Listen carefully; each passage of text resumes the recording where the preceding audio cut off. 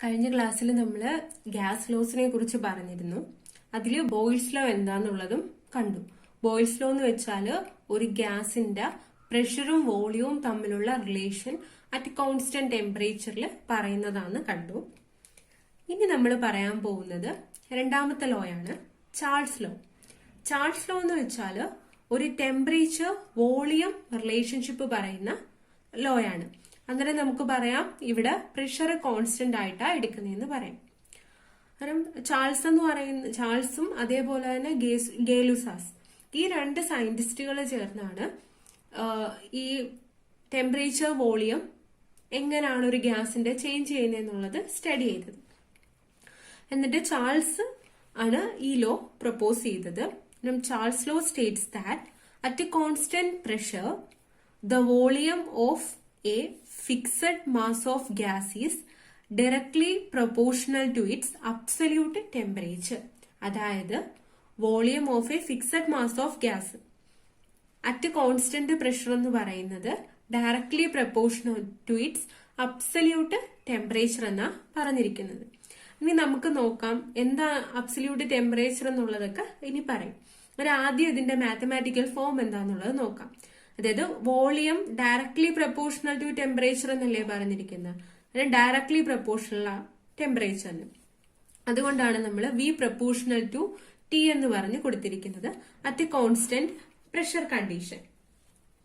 അതിന് ഇതിനെ നമ്മൾ പ്രപ്പോർഷണാലിറ്റി മാറ്റുന്നതിന് വേണ്ടി ഒരു കോൺസ്റ്റന്റ് കൊണ്ട് മൾട്ടിപ്ലൈ ചെയ്തു. അതിന് ബോയിൽസ് ലോയിൽ നമ്മൾ K1 എന്ന് പറയുന്ന കോൺസ്റ്റന്റ് ആ കൊടുത്തത്, അതുകൊണ്ടാണ് ഇവിടെ K2 കോൺസ്റ്റന്റ് കൊടുത്തേക്കുന്നത്. അന്നേരം V is equal to K2 into T എന്ന് പറഞ്ഞെഴുതാം.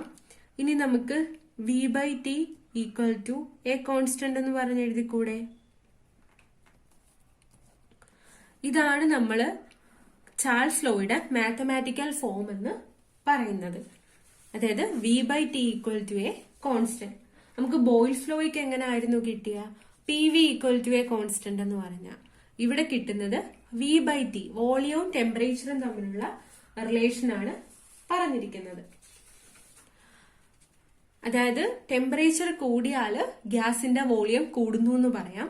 അതുപോലെ തന്നെ ടെമ്പറേച്ചർ കുറഞ്ഞാല് ഗ്യാസിന്റെ വോളിയം കുറയുന്നു എന്നും പറയാൻ പറ്റും. ഇനി നമ്മൾ രണ്ട് കണ്ടീഷൻ എടുക്കുവാണ്.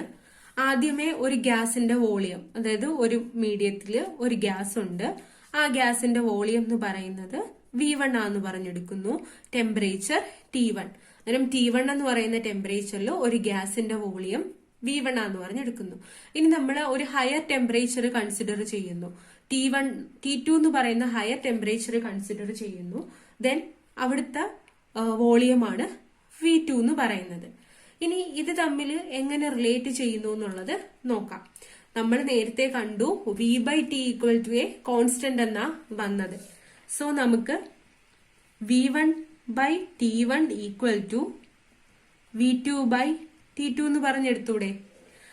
ഇതാണ് രണ്ട് ഡിഫറെന്റ് ടെമ്പറേച്ചറും തന്നിരുന്നാല്, അത് കണക്ക് തന്നെ രണ്ട് വോളിയം തന്നിരുന്നാലും നമ്മൾ ചാൾസ് ലോയുടെ ഫോം എഴുതുന്നത്. ഇതിൽ ഏതെങ്കിലും ഒരു വാല്യൂ ഇല്ല എങ്കിൽ നമുക്ക് കാൽക്കുലേറ്റ് ചെയ്യാൻ പറ്റുമല്ലോ. ഇപ്പം T2 കണ്ടുപിടിക്കാനാണെങ്കിൽ V1 ബൈ T1 ചെയ്തിട്ട് V2 കൊണ്ടിട്ട് ഡിവൈഡ് ചെയ്താൽ മതി. ഡിവൈഡ് ചെയ്യുമ്പോൾ നമുക്ക് 1 ബൈ T2 എത്രയാന്നുള്ളത് കിട്ടും. എന്നിട്ട് അതിന്റെ റെസിപ്രോക്കൽ വാല്യൂ എടുക്കണം. അന്നേരം അതൊക്കെ പ്രോബ്ലംസ് കാണുമ്പോൾ എങ്ങനെയാന്നുള്ളത് നമുക്ക് മനസ്സിലാവും. ഇനി നമ്മൾ ഇതിന്റെ ഒരു ഗ്രാഫ് നോക്കാൻ പോവാണ്. അന്നേരം നമ്മൾ ബോയിൽസ് ലോയുടെ കേസിൽ പറഞ്ഞിരുന്നു നമ്മൾ കോൺസ്റ്റന്റ് ടെമ്പറേച്ചറിലാണ് ഗ്രാഫ് പ്ലോട്ട് ചെയ്യുന്നതെന്ന്. അതിനെ നമ്മൾ ഐസോതേം എന്നാ പറഞ്ഞത്. ഈ ചാൾസ് ലോ നമ്മൾ കോൺസ്റ്റന്റ് പ്രഷർ കണ്ടീഷനിലല്ലേ പറയുന്ന. അന്നേരം കോൺസ്റ്റന്റ് പ്രഷർ കണ്ടീഷനിലാണ് നമ്മൾ ഇതിന്റെ ഗ്രാഫ് പ്ലോട്ട് ചെയ്യുന്നത്. അങ്ങനെ കോൺസ്റ്റന്റ് പ്രഷർ കണ്ടീഷനിൽ പ്ലോട്ട് ചെയ്യുന്ന ഗ്രാഫിനെ പറയുന്ന പേരാണ് ഐസോ ബാർ. കോൺസ്റ്റന്റ് പ്രഷർ കണ്ടീഷനിലുള്ള ഗ്രാഫിനെ നമ്മൾ ഐസോ ബാർ എന്നാ പറയുന്നത്. ഇനിയിപ്പം കോൺസ്റ്റന്റ് വോളിയം ആണെങ്കിൽ നമ്മൾ അതിനെ ഐസോ കോർ എന്ന് പറയും. അത് ഇനി അടുത്ത ലോ പറയുമ്പോൾ അത് പറയും. അന്നേരം ഇനി ചാൾസ് ലോയുടെ ഗ്രാഫ് എങ്ങനെയാന്നുള്ളത് നോക്കാം. എന്നിട്ട് ഇവിടെ വോളിയവും ടെമ്പറേച്ചറും തമ്മിലാണ് നമ്മൾ ഗ്രാഫ് പ്ലോട്ട് ചെയ്യുന്നത്. വോളിയവും ടെമ്പറേച്ചറും തമ്മിലാണ് ഗ്രാഫ് പ്ലോട്ട് ചെയ്യുന്നത്. അന്നേരം ഇങ്ങനെ ഗ്രാഫ് പ്ലോട്ട് ചെയ്യുമ്പോൾ നമുക്ക് കിട്ടുന്ന ഗ്രാഫ് എന്ന് വെച്ചാൽ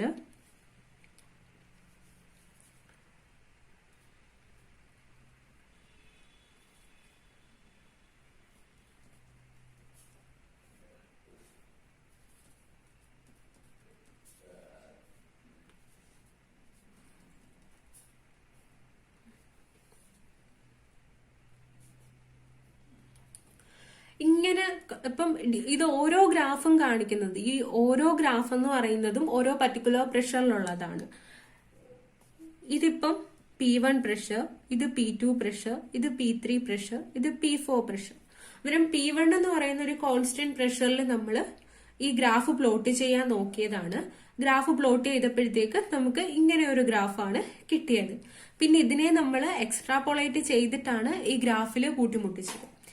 ഈ ഗ്രാഫിൽ അത് മുട്ടിയത് ഒരു വാല്യൂ ഉണ്ട്. ആ വാല്യൂവിനെ നമുക്ക് -273.15 ഡിഗ്രി സെൽഷ്യസ് എന്നാ പറയുന്നത്. ആ വാല്യൂവിനെ -273.15 ഡിഗ്രി സെൽഷ്യസ് എന്നാ പറയുന്നത്. അതിനെ നമുക്ക് നോക്കാം എങ്ങനെയാ ഈ ഗ്രാഫ് അനലൈസ് ചെയ്യുന്നതെന്നുള്ളത്. അതായത് ഒരു പർട്ടിക്കുലർ പ്രഷറിൽ P1 എന്ന് പറയുന്ന പ്രഷറിൽ നമ്മൾ അതിന്റെ ടെമ്പറേച്ചർ നോക്കുന്നു. ടെമ്പറേച്ചർ ഇങ്ങനെ പല വാല്യൂസ് ടെമ്പറേച്ചറിനുണ്ടല്ലോ. ടെമ്പറേച്ചർ നമ്മൾ ഓരോന്ന് കൊടുത്തു. ആ കറസ്പോണ്ടിങ് വോളിയം മെഷർ ചെയ്ത്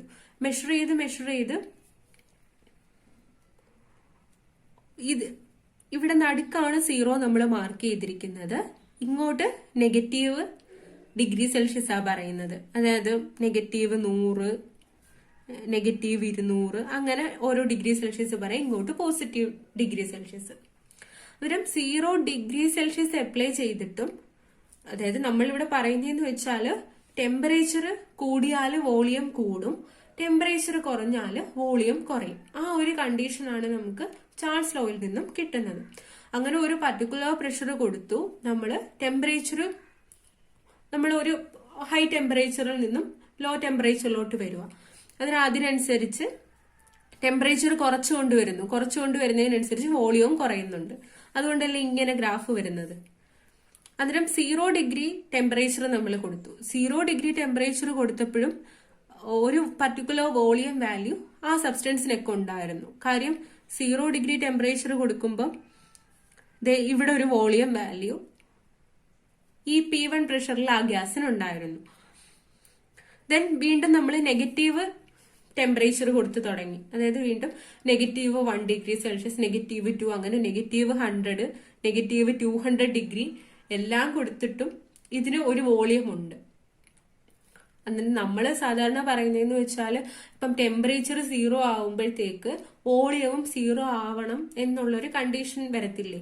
കാര്യം ടെമ്പറേച്ചറിനനുസരിച്ച് വോളിയം കുറഞ്ഞുകൊണ്ടിരിക്കുക. അതായത് നമുക്കറിയാം 0 ഡിഗ്രി സെൽഷ്യസ് എന്ന് പറയുന്നത് 0 ടെമ്പറേച്ചർ എന്ന് പറയുന്ന ഒരു മീനിങ് ആണ്. അന്നേരം 0 ഡിഗ്രി സെൽഷ്യസ് കൊടുത്തിട്ടും ഇതിന് വോളിയത്തിന് ഒരു ഡെഫിനിറ്റ് വാല്യൂ ഉണ്ടായിരുന്നു. അങ്ങനെ നമ്മൾ നെഗറ്റീവ് ടെമ്പറേച്ചർ കൊടുത്തു പോയത്. വീണ്ടും അതിനെ കൂൾ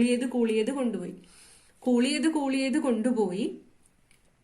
പിന്നെ നമ്മളൊരു ഹൈപ്പോതെറ്റിക്കൽ ആയിട്ടുള്ള ഒരു ടെമ്പറേച്ചർ, അതായത് -273.15 ഡിഗ്രി സെൽഷ്യസ് എന്ന് പറയുന്ന ഒരു ടെമ്പറേച്ചർ എത്തിയപ്പം നമ്മൾ പറഞ്ഞു അതിന്റെ വോളിയം 0 ആണെന്ന്. അതായത് ഒരു ഹൈപ്പോതെറ്റിക്കൽ കണ്ടീഷനാണ്. കാര്യം നമുക്ക് ഒരിക്കലും ആ ഒരു ടെമ്പറേച്ചർ റീച്ച് ചെയ്യാൻ പറ്റത്തില്ല. എക്സ്പെരിമെന്റ് വഴിയാണെങ്കിലും 260 എത്രയോ ടെമ്പറേച്ചർ വരെങ്ങാണ്ടേ റീച്ച് ചെയ്തിട്ടുള്ളൂ. നമുക്ക് ഹൈപ്പോതെറ്റിക്കൽ ആയിട്ട് മാത്രമേ ഈ -273.15 ഡിഗ്രി സെൽഷ്യസ് റീച്ച് ചെയ്യാൻ പറ്റൂ. ആ സമയത്ത് നമുക്ക് പറയാം, ഇപ്പം ഏതെങ്കിലും ഒരു കണ്ടീഷനിൽ നമ്മൾ ആ -273.15 ഡിഗ്രി സെൽഷ്യസ് എത്തിയാൽ നമുക്ക് പറയാം ആ ഗ്യാസിന്റെ വോളിയം 0 ആണെന്ന് പറയാൻ കഴിയും. അതുകൊണ്ടാണ് നമ്മൾ ഇതിനെ ഡോട്ടഡ് ലൈൻ വെച്ച് കാണിച്ചിരിക്കുന്നത്. കാര്യം എക്സ്ട്രാപോളേറ്റ് ചെയ്താണ് നമ്മൾ ആ ഒരു വാല്യൂവിൽ എത്തിച്ചേർന്നിരിക്കുന്നത്. ഇനി ഇവിടുത്തെ പ്രഷറിന്റെ വാല്യൂ എന്ന് വെച്ചാൽ P1 ആണ് ഏറ്റവും കുറവ്, P2, P3, P4. ഇങ്ങനെയാണ് ഈ പ്രഷറിന്റെ വാല്യൂസ് വേരി ചെയ്യുന്നത്. നിങ്ങൾ ഈ ഗ്രാഫ് എങ്ങനാന്നുള്ളതും പഠിച്ചു വെച്ചേക്കണം. ഈ ഡിഫറെന്റ് പ്രഷറിൽ വരുമ്പം ഗ്രാഫ് എങ്ങനെയാ വേരി ചെയ്യുന്നതെന്നുള്ളത്. കാര്യം ഏതിന്റെ ഈവൺ പ്രഷറാണ്, അതായത് കൂടിയ പ്രഷറിന്റെ വാല്യൂ ആണോ ആദ്യം വരുന്നത് ആ ഗ്രാഫിന്, അത് നോക്കി വെച്ചേക്കണം. ഇതാണ് ചാൾസ് ലോയുടെ ഗ്രാഫ്. ഇനി നമ്മൾ അടുത്ത ഒരു കാര്യം പറയാൻ പോകുന്നതെന്ന് വെച്ചാല്, ഈ ചാൾസ് ലോ പറഞ്ഞപ്പോ നമ്മൾ പറഞ്ഞിരുന്നു അബ്സല്യൂട്ട് ടെമ്പറേച്ചറിനാണ് പ്രൊപ്പോർഷണൽ എന്ന് പറഞ്ഞിരുന്നു. നമ്മളിപ്പോ ഇവിടെ ഡിഗ്രി സെൽഷ്യസ് ടെമ്പറേച്ചറല്ലേ എടുത്തിരിക്കുന്നത്. നമ്മൾ ഇനി എല്ലാം ഈ എന്ത് പ്രോബ്ലം ആണെങ്കിലും എന്ത് കാര്യം ഉണ്ടെങ്കിലും ഇനി അങ്ങോട്ട് ഡിസ്കസ് ചെയ്യാൻ പോകുന്നതെല്ലാം ഈ അബ്സല്യൂട്ട് ടെമ്പറേച്ചർ അല്ലെങ്കിൽ കെൽവിൻ സ്കെയിൽ ഓഫ് ടെമ്പറേച്ചറിനെ പറ്റിയാണ് പറയാൻ പോകുന്നത്. നമ്മൾ കാൽക്കുലേഷനിലാണെങ്കിൽ പോലും എവിടെ ടെമ്പറേച്ചർ വാല്യൂ ഉണ്ടെങ്കിലും, ഇപ്പം കാൽക്കുലേഷനിലൊക്കെ ടെമ്പറേച്ചർ വാല്യൂ ഡിഗ്രി സെൽഷ്യസിലായിരിക്കും തന്നിരിക്കുന്നത്. നമ്മൾ അതിനെ ഈ കെൽവിൻ സ്കെയിലിലുള്ള ടെമ്പറേച്ചർ ആയിട്ട് മാറ്റിയിട്ട് മാത്രമേ പ്രോബ്ലംസ് ചെയ്യാൻ പാടുള്ളൂ. അന്നേരം അബ്സല്യൂട്ട് സ്കെയിൽ ഓഫ് ടെമ്പറേച്ചർ എന്താന്നുള്ളത് നോക്കാം. അന്നേരം the lowest hypothetical or imaginary temperature at which gases are supposed to occupy zero volume is called absolute zero. ഞാൻ നേരത്തെ ഗ്രാഫ് പറഞ്ഞപ്പം പറഞ്ഞിരുന്നു ഈ ഒരു -273 ആ ഒരു ഡിഗ്രി സെൽഷ്യസ് വന്നാല് നമുക്ക് പറയാം ഈ ഗ്യാസിന്റെ വോളിയം 0 ആവുന്നു. കാരണം ആ ഒരു ഇമാജിനറി ടെമ്പറേച്ചറിനെയാണ് നമ്മൾ അബ്സല്യൂട്ട് സീറോ എന്ന് പറയുന്നത്. The scale of temperature based on absolute zero is called absolute scale of temperature or Kelvin scale. അതിനെ നമ്മൾ കെൽവിൻ സ്കെയിൽ എന്ന് പറയും. അതേ കണക്ക് തന്നെ തെർമോഡൈനാമിക് സ്കെയിൽ ഓഫ് ടെമ്പറേച്ചർ എന്നും പറയാറുണ്ട്. ഇനി സെൽഷ്യസ് സ്കെയിലും കെൽവിൻ സ്കെയിലും തമ്മിലുള്ള റിലേഷൻ പറയുവാണ്. നമുക്ക് ഈ കെൽവിൻ സ്കെയിലുള്ള, അതായത് 0 കെൽവിൻ എന്ന് പറഞ്ഞാല് -273.15 ഡിഗ്രി സെൽഷ്യസിനെയാണ് നമ്മൾ 0 കെൽവിൻ എന്ന് പറയുന്നത്. 0 കെൽവിൻ എന്ന് വെച്ചാൽ -273.15 ഡിഗ്രി സെൽഷ്യസ് ആണ് 0 കെൽവിൻ എന്ന് പറയുന്ന ടെമ്പറേച്ചർ. അന്നേരം ഇപ്പം സെൽഷ്യസ് സ്കെയിലും കെൽവിൻ സ്കെയിലും തമ്മിലുള്ള റിലേഷൻ നോക്കുമ്പോൾ നമുക്ക് കെൽവിൻ സ്കെയിലുള്ള ടെമ്പറേച്ചർ കിട്ടണമെങ്കിൽ സെൽഷ്യസ് സ്കെയിലുള്ള ടെമ്പറേച്ചറിന്റെ കൂടെ 273 ആഡ് ചെയ്യണം. കെൽവിൻ സ്കെയിലുള്ള ടെമ്പറേച്ചർ കിട്ടണമെങ്കിൽ സെൽഷ്യസ് സ്കെയിലുള്ള ടെമ്പറേച്ചറിന്റെ കൂടെ 273 ആഡ് ചെയ്തെങ്കിൽ മാത്രമേ നമുക്ക് ഈ കെൽവിൻ സ്കെയിലുള്ള ടെമ്പറേച്ചർ കിട്ടത്തുള്ളൂ. അതാണ് TK equal to T degree Celsius plus 273 എന്ന് പറയുന്നത്. ഇപ്പൊ നമുക്ക് ഏതെങ്കിലും ക്വസ്റ്റ്യനിലോ എങ്ങാനും 25 ഡിഗ്രി സെൽഷ്യസ് എന്ന് പറഞ്ഞിരിക്കുക, അല്ലെങ്കിൽ 27 ഡിഗ്രി സെൽഷ്യസ് ആണ് ടെമ്പറേച്ചർ എന്ന് പറഞ്ഞിരിക്കുക. അന്നേരം അതിനെ നമുക്ക് കെൽവിൻ സ്കെയിലോട്ട് മാറ്റണമെങ്കിൽ ആ 27 പ്ലസ് 273, അങ്ങനെ 27 പ്ലസ് 273 300 കെൽവിൻ ആണ്. അന്നേരം 27 ഡിഗ്രി സെൽഷ്യസും 300 കെൽവിനും ഈക്വൽ ടെമ്പറേച്ചർ ആണെന്ന് പറയാൻ കഴിയും. അന്നേരം ഈ 300 കെൽവിൻ ഇട്ട് കൊടുത്തിട്ട് നമ്മൾ പ്രോബ്ലംസ് ഒക്കെ ചെയ്യാൻ പാടുള്ളൂ. ഇനി ഒരു പോയിന്റ് പറയുന്നതെന്ന് വെച്ചാല് ഈ ഗ്യാസസ് ഈ ചാൾസ് ലോ ഒബേ ചെയ്യുന്നത് വെരി ലോ പ്രഷറിലും ഹൈ ടെമ്പറേച്ചർ കണ്ടീഷൻസിലും മാത്രമേ ചെയ്യത്തുള്ളൂ. അല്ലാണ്ട് പ്രഷർ കൂടുന്ന കണ്ടീഷനിലോ ടെമ്പറേച്ചർ കുറയുന്ന കണ്ടീഷനിലോ ഈ ഗ്യാസ് ചാൾസ് ലോ ഒബേ ചെയ്യത്തില്ല. ഈ പോയിന്റ് ഓർത്തു വെച്ചേക്കണം. ഇത്രയുമാണ് ചാൾസ് ലോയെ പറ്റി പറയുന്നത്. ഇനി അടുത്ത ഒരു ലോയാണ് ഗേ-ലുസാസ് ലോ എന്ന് പറയുന്നത്. അതിന് ബോയിൽസ് ലോയിൽ നമ്മൾ പ്രഷർ വോളിയം റിലേഷൻ പഠിച്ചു.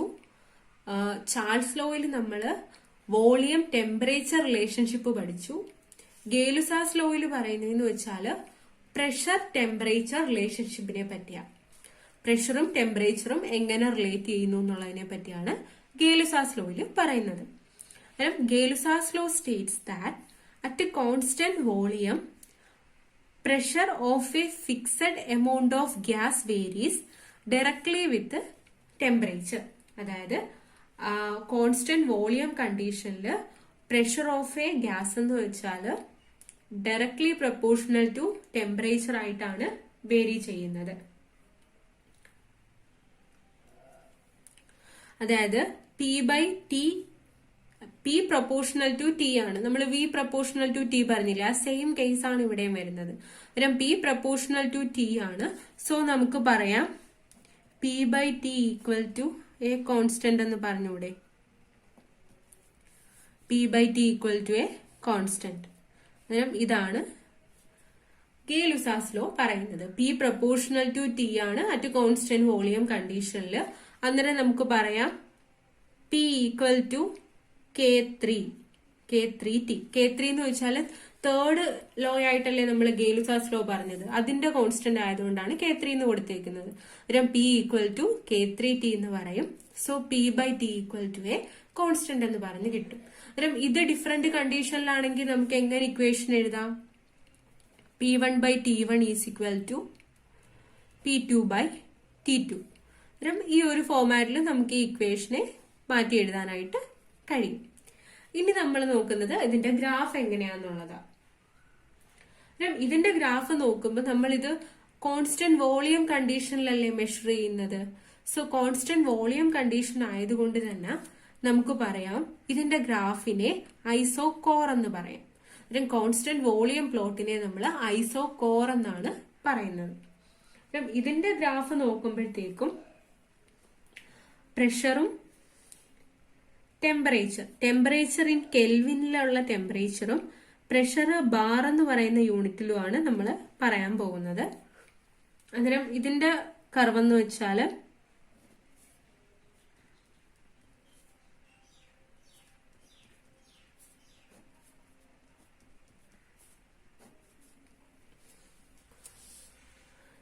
ഇങ്ങനെയായിരിക്കും കർവ് വരുന്നത്. V1 വോളിയം, ഇത് V2 വോളിയം, ഇത് V3 വോളിയം. അന്നേരം ഇവിടുത്തെ വോളിയത്തിന്റെ ഇത് V1 വോളിയം ഏറ്റവും സ്മോള്, V2, V3. ഈ ഒരു ഫോമാറ്റിലായിരിക്കും ഗ്രാഫ് വരുന്നത്. പ്രഷറും ടെമ്പറേച്ചറും ഡയറക്ട്ലി റിലേറ്റഡ് ആയിട്ടാണ് ഗേ-ലുസാസ് ലോയിൽ പറയുന്നത്. ഇനി നമ്മൾ അടുത്ത ഒരു ലോ നോക്കുവാണ്. അടുത്ത ലോയാണ് അവഗാഡ്രോസ് ലോ പറയുന്നത്. അവഗാഡ്രോസ് ലോ എന്ന് വെച്ചാൽ വോളിയവും എമൗണ്ടും തമ്മിലുള്ള റിലേഷൻഷിപ്പാ പറയുന്നത്. വോളിയവും എമൗണ്ടും തമ്മിലുള്ള റിലേഷൻഷിപ്പാണ് അവഗാഡ്രോസ് ലോ പറയുന്നത്. Avogadro law states that equal volume of all gases under the same condition of temperature and pressure contain equal number of molecules. അതായത് equal number of all gases under same condition of temperature and pressure. അന്നേരം ടെമ്പറേച്ചറും പ്രഷറും constant ആണ്. അന്നേരം ആ ഒരു condition ആണ് എങ്കിൽ ഈക്വൽ വോളിയം ഉള്ള എല്ലാ ഗ്യാസസിലും എമൗണ്ട് ഓഫ് മോളിക്യൂൾസും ഈക്വൽ ആയിരിക്കും എന്നാണ് പറയുന്നത്. അതായത് V പ്രൊപ്പോർഷണൽ ടു N എന്ന് നമുക്ക് പറയാം. അല്ലെങ്കിൽ അതേപോലെ തന്നെ V equal to K4 into N. Proportionality മാറ്റിയതാണ് K4 എന്ന് പറയുന്ന കോൺസ്റ്റന്റ് വെച്ചിട്ട്. അതായത് V പ്രൊപ്പോർഷണൽ ടു N ആണ്. Where N is the number of moles of gas. അവിടുത്തെ നമ്പർ ഓഫ് മോൾസ് ഓഫ് ഗ്യാസിനെയാണ് നമ്മൾ N എന്ന് പറയുന്നത്. അതിനാ ഈ നമ്പർ ഓഫ് മോൾസ് കണ്ടുപിടിക്കാനുള്ള ഇക്വേഷൻ നോക്കുമ്പോൾ നമ്പർ ഓഫ് മോൾസ് N എന്ന് വെച്ചാൽ M divided by capital M എന്നാ നമ്മൾ പറയുന്നത്. അതായത് സ്മോൾ m എന്ന് വെച്ചാൽ മാസ് ഓഫ് ഗ്യാസ് ആണ്. തന്നിരിക്കുന്ന ഗ്യാസിന്റെ മാസ് അല്ലെങ്കിൽ ഗിവൺ മാസ് എന്ന് പറയും. അതാണ് സ്മോൾ m. ക്യാപിറ്റൽ M എന്ന് വെച്ചാൽ ആ ഗ്യാസിന്റെ മോളാർ മാസ്. അതൊരു കോൺസ്റ്റന്റ് വാല്യൂ അല്ലേ മോളാർ മാസ് എന്ന് പറയുന്നത്. ഗിവൺ മാസിനെ മോളാർ മാസ് വെച്ചിട്ട് ഡിവൈഡ് ചെയ്യുമ്പോൾ നമുക്ക് കിട്ടുന്നതാണ് നമ്പർ ഓഫ് മോൾസ് എന്ന് പറയുന്നത്. That means V proportional to N ആണ്. So N is equal to M by M എന്ന് പറഞ്ഞെടുക്കാം. അതിന് നമ്മുടെ ഈ ഇക്വേഷനിൽ Nന് പകരം ഈ M ബൈ M കൊടുത്തൂടെ. So V is equal to K4 into M divided by capital M എന്ന് പറഞ്ഞ് കൊടുക്കാം. നമുക്കിപ്പം V is equal to K4 M by M എന്ന് പറഞ്ഞ് കിട്ടിയില്ലേ. നമുക്കറിയാം മാസ് ബൈ വോളിയം വന്നാൽ നമുക്ക് ഡെൻസിറ്റി എന്ന് പറഞ്ഞെഴുതാം. സോ ഈ എമ്മിനെ ഇങ്ങോട്ടേക്കും എഴുതും, വിനെ ഇവിടോട്ടും എഴുതും. അന്നേരം M equal to K4 M by V എന്ന് പറഞ്ഞ് വരും. ഫൈനലി നമുക്ക് M ഈക്വൽ ടു K4D എന്ന് പറഞ്ഞു കൊടുക്കാം. ആ D എന്ന് പറഞ്ഞാൽ ഡെൻസിറ്റി ഓഫ് ഗ്യാസ് എന്ന് പറയാൻ കഴിയും. അന്നേരം ഈ ഒരു ഇക്വേഷനിൽ നിന്നും നമുക്ക് കൺക്ലൂഡ് ചെയ്യാൻ പറ്റുന്ന എന്താണ്? The density of a gas is directly proportional to molar mass. അന്നേരം density of a gas directly proportional to molar mass എന്ന് നമുക്ക് കൺക്ലൂഡ് ചെയ്യാനായിട്ട് കഴിയും. അന്നേരം ഇതെങ്ങനാന്നുള്ളത് ഒന്നും കൂടെ നോക്കാം. അവഗാഡ്രോസ് ലോയിൽ പറയുന്നത് ബി പ്രൊപ്പോർഷണൽ ടു എൻ എന്നാണ്. എൻ എന്ന് വെച്ചാല് number of moles of a gas എന്നാണ് പറഞ്ഞിരിക്കുന്നത്. അപ്പം നമ്പർ ഓഫ് മോൾസ് കണ്ടുപിടിക്കാനുള്ള ഇക്വേഷൻ എന്തുവാ? Mass of the given gas divided by molar mass of the gas, അതായത് small M divided by capital M. അങ്ങനെ എന്നിന് പകരം എം ബൈ എം എന്ന് പറഞ്ഞ് നമ്മൾ ഈ ഇക്വേഷനിൽ സബ്സ്റ്റിറ്റ്യൂട്ട് ചെയ്യും. ആ സബ്സ്റ്റിറ്റ്യൂട്ട് ചെയ്ത ഇക്വേഷൻ ആണ് ഈ കൊടുത്തിരിക്കുന്നത്. ദെൻ നമുക്കറിയാം മാസ് ബൈ വോളിയം എന്ന് പറഞ്ഞാൽ ഡെൻസിറ്റി ആണെന്നറിയാം. സോ ഈ മോളാർ മാസിനെ ഇങ്ങോട്ടേക്കും എഴുതും, വോളിയത്തിനെ ഇവിടോട്ടും എഴുതും. അങ്ങനെ അത് വേരി ചെയ്യുമ്പോൾ ഈ ഒരു ഫോർമാറ്റിൽ കിട്ടത്തില്ലേ? ദെൻ മാസ് ബൈ വോളിയത്തിനെ നമ്മൾ ഡെൻസിറ്റി വെച്ചിട്ട് റീപ്ലേസ് ചെയ്യും. അതായത് ഇവിടെ molar mass directly proportional to density എന്ന് പറഞ്ഞല്ലേ വന്നിരിക്കുന്നത്. അന്നേരം അതുകൊണ്ട് നമുക്ക് പറയാം the density of a gas is directly proportional to molar mass. And the number of molecules in 1 mole of a gas എന്ന് പറഞ്ഞാൽ 6.022 into 10⁻23 നമ്മുടെ അവഗാഡ്രോ നമ്പറിന് ഈക്വലന്റ് ആയിരിക്കും. അതിനെ Avogadro's constant or Avogadro number എന്ന് പറയാൻ കഴിയും. 1 mole ഗ്യാസിൽ അവഗാഡ്രോ നമ്പർ ഓഫ് മോളിക്യൂൾസ് ആയിരിക്കും ഉണ്ടായിരിക്കുന്നത് എന്ന് പറയാനായിട്ട് കഴിയും.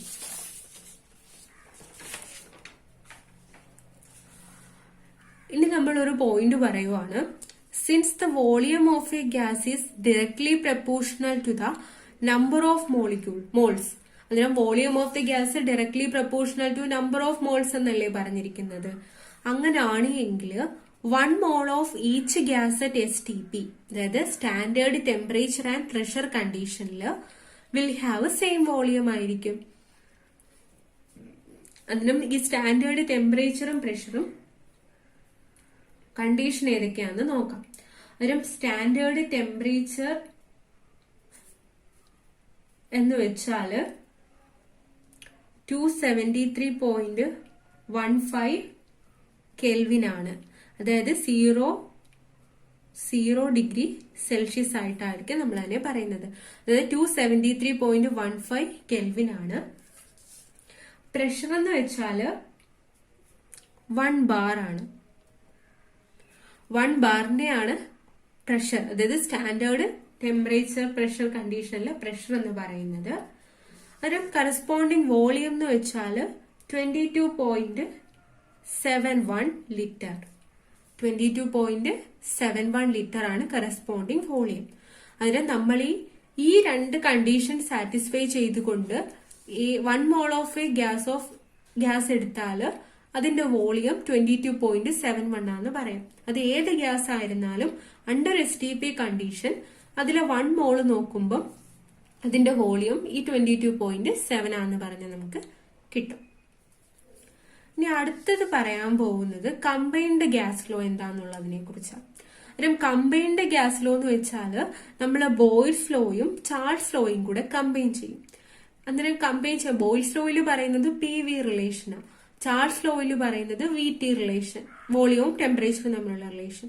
അന്നേരം ഈ രണ്ട് ലോസും കൂടെ കമ്പൈൻ ചെയ്യുമ്പോഴത്തേക്കുമാണ് നമുക്ക് കമ്പൈൻഡ് ഗ്യാസ് ലോ കിട്ടുന്നത്.